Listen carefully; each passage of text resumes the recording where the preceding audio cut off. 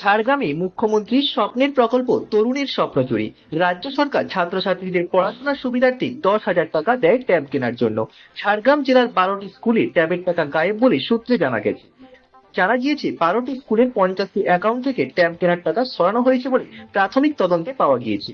এই ঘটনা তদন্তে নেমে ঝাড়গ্রাম জেলা পুলিশ রবিবার বিধাননগর এলাকা থেকে এক ব্যক্তিকে গ্রেপ্তার করে সোমবার দুপুরে ঝাড়গ্রাম আদালতে পেশ করলে মহামান্য বিচারক 8 দিনের পুলিশি হেফাজতের নির্দেশ দেন।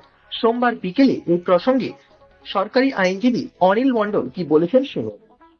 আচ্ছা, ঝাড়গ্রাম সাইবার ক্রাইম থানা একজন ব্যক্তিকে তুলেছিল যে ট্যাব কেলেঙ্কারিতে গ্রেপ্তার হয়েছে। এই বিষয়টা কি রয়েছে?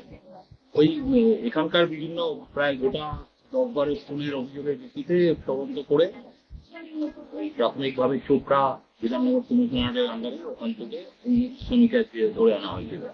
ধরে ওকে কোচিং করা হয়েছিল, 10 দিনের পিসিপিআর করা হয়েছে, 8 দিন সিএলও করেছে। এই ব্যক্তির নাম পরিচয় কিছু পাওয়া গেছে? মাজাহুর আলম বলে নাম। সুপারই বাসিন্দা।